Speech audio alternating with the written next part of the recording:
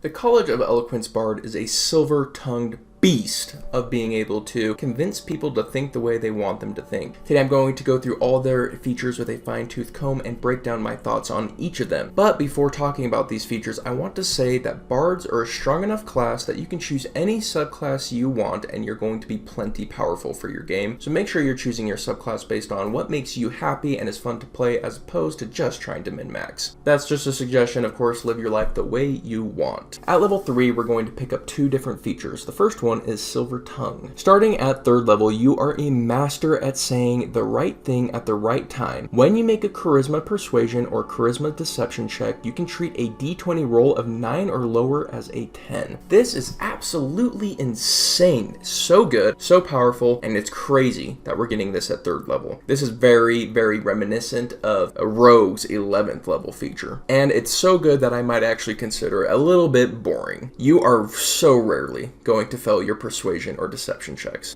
We're assuming we're going into Charisma. We're assuming we're going to take proficiency in Persuasion and Deception. So assuming this is where we placed our expertise and assuming we have a 16 in Charisma, our minimum roll at level 3 is 17. 17 is the lowest we can roll on those, and that's, even if we roll a nat 1, it's a 17. As a DM, I'd probably still make the nat 1s be failures, just to tame it a little bit, but even a 2 would still be a 17. Really crazy. 17 is going to get you past most things, and that only gets bigger. Once we get to level 5, we're going to increase it by 2 every time we increase it by our proficiency bonus, and then we add our charisma on top of that. So by the time we hit level 5, assuming we've hit 18 in our charisma, we are looking at a 20 minimum. And that's not even hard to get. That's basically doing a normal bard build, and now you get a 20 minimum on your Persuasion and Deception. Very powerful. So powerful, I would almost call it boring. Like, come on, don't you like failing once in a while? This feature is the, hey, you never fail feature. And it's like, come on, what's the point of D&D without failure? Gotta be scared of the ones.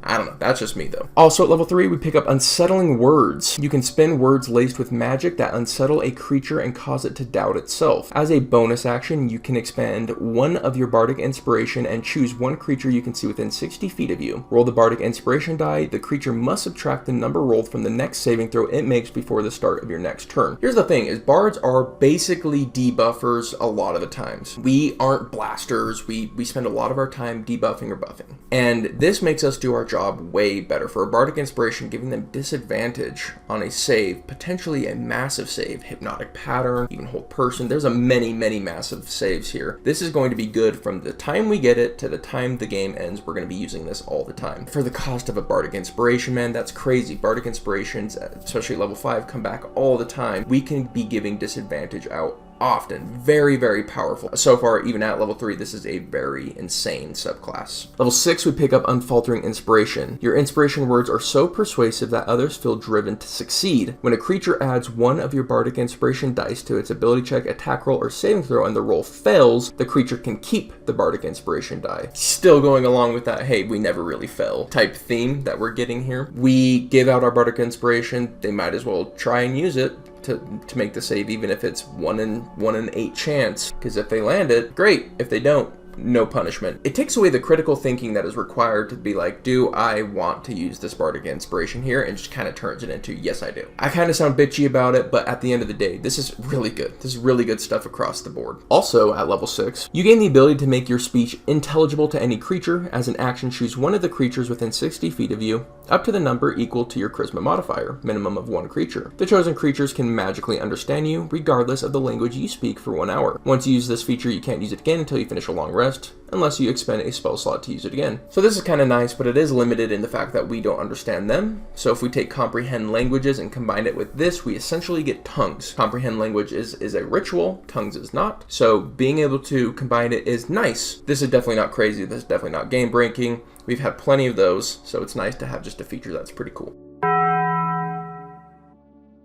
Moving into our capstone ability, we get Infectious Inspiration. At 14th level, when you successfully inspire someone, the power of your eloquence can now spread to someone else. When a creature within 60 feet of you adds one of your Bardic Inspiration dice to its ability check, attack roll, or saving throw, and the roll succeeds, you can now use your reaction to encourage a different creature other than yourself that can hear you within 60 feet of you, giving it a Bardic Inspiration dice without expending any of your Bardic Inspiration uses. You can use this reaction a number of times equal to your Charisma modifier, minimum of once, and and you regain all expended uses when you finish a long rest. So this is essentially saying we as College of Eloquence Bards get more inspiration dice to give out. We can't use it for the disadvantage on saves, which is good. We have more inspiration to give out, and we have to use our reactions to give it out. But inspiration is fantastic. One of the most underpraised features in the game. I think inspiration is insane, and this lets us do it more. So this makes us Bard better. So my opinion on College of Eloquence, it is among the most powerful bards you can get. Its flavor is that of being, almost politician-esque, being very persuasive, being very eloquent in your word and speech, being able to have crowds listen to you and just click ideas in their mind. Very much so a leader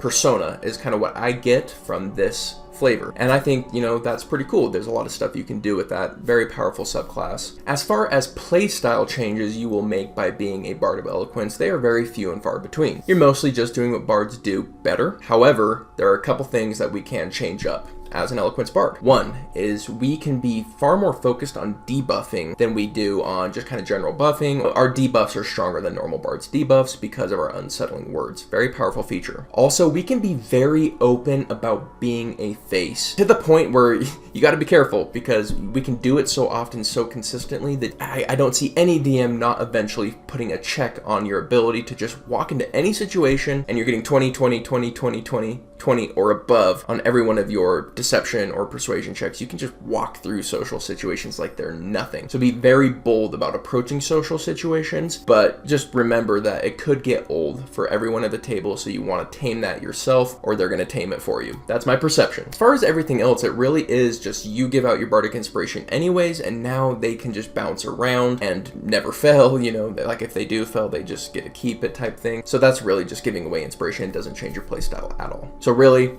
the change in playstyle comes down to the way you approach social situations and the combat style of focusing more on debuffs. As you kind of probably gathered from this video, I do feel like it's probably a little too overtuned. There are some things that I just feel like, man, it takes away from the game as opposed to bringing something to the game. Just the lack of failure, the lack of decision making. It just makes the bard's job a lot easier. So my kind of last hot take on the College of Eloquence is if you're new to Bard, College of Eloquence is awesome because it really buffers the mistakes you can make. But if you're an experienced player and you want more of a challenge, I don't think you're going to find Eloquence Bard as rewarding as some of the other bards. So great for new players. And Bard is a hard class to be a new player in. It's one of the most skill-based classes in the game. And I think that having a subclass for beginners is actually a really good thing. So that's my hot take on the College of Eloquence. But let me know what your thoughts are in the comments down below. If you like these deep dives, we have a whole bunch. Check out this playlist. Other than that, we just love you, hope you're doing well, and have an excellent day.